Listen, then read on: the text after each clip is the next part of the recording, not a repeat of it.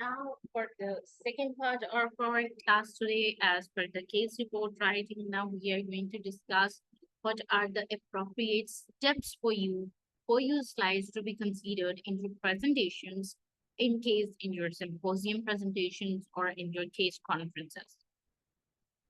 First thing, that's the very basic for you to actually enter the biodata of the client, his initials, his gender, age, his date of birth, or you can say the chronological birth order, all right, his birth order, his, the basics of the client, all right, his socioeconomic status, more importantly, then his identifying information. It's actually the client's, you can say, his education, his home environment, his, you can say, his appearance, all right. That is his identifying information, basically. Then comes his referral source. Who was the person? Who was the reason the client was sitting besides you? All right. Who was the authority that actually assigned you that particular patient or the client? All right. What was the source he was there?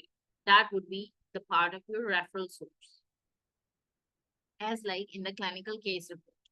Then comes his presenting complaints. All right.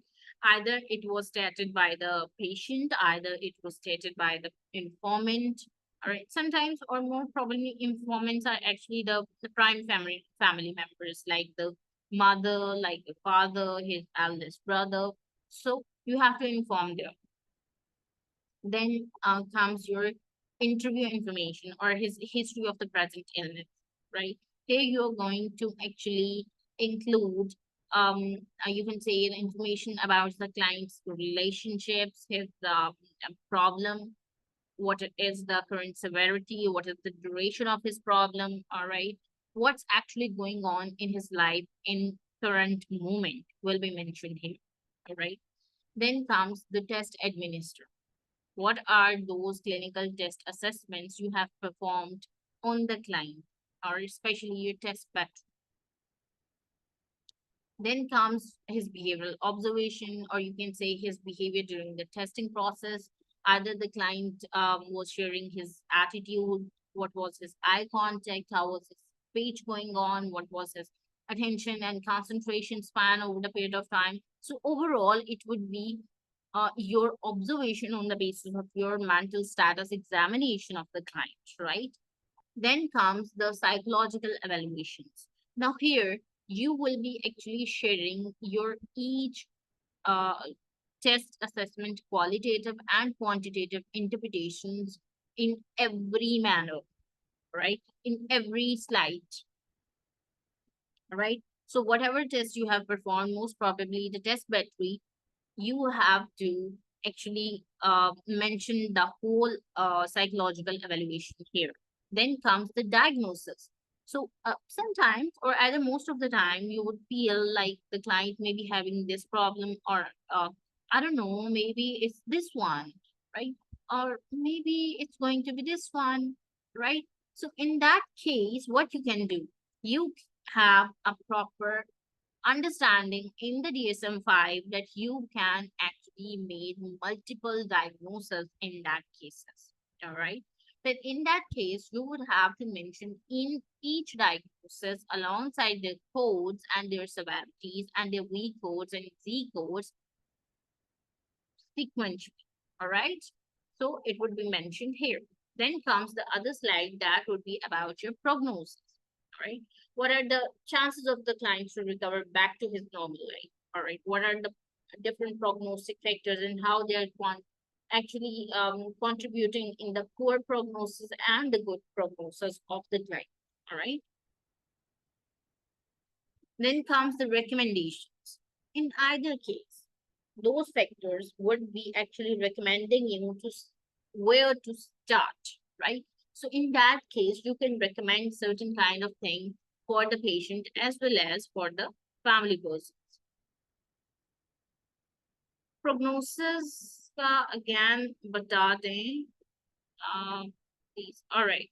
So Fatima, prognosis is basically, you can say that it's actually the factorization or the summary about the chances of the client's recovery. If a client is coming to me and I would say that there are around 70% chances that he would recover, right? What am I stating? I'm stating the chances of his recovery, right? So, what are the factors that are contributing to make me make sure that there are 70% chances, right?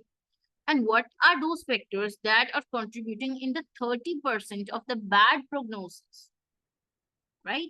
So there would be some precipitating factors, some perpetuating factors, right? So all those factors that are actually involved in good prognosis would be mentioned in good prognosis, and all those factors that are actually contributing in a good recovery of the patient would be mentioned in the good prognosis. All right. So prognosis is actually determining the chances of the patient to get back to his life, right? To actually come out of that problem. Is that clear to you now?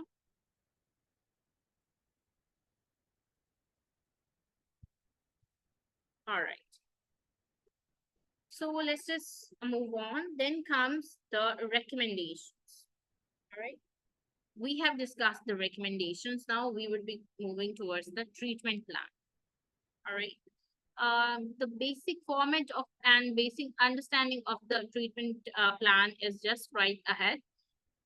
Here, I'm going to let you understand it, that in the treatment plan, as we have discussed in our prior classes, that actually there are concerning complaints and representing complaints. Your concerning complaints are the bigger picture of the problem.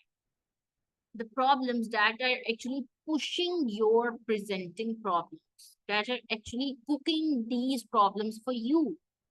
All right. So the chef of the problems are the concerning problems. Those are the risk factors that are involved in creating this mess in the client's life. All right. So the resolution, or the, you can say, the um, solutions to those problems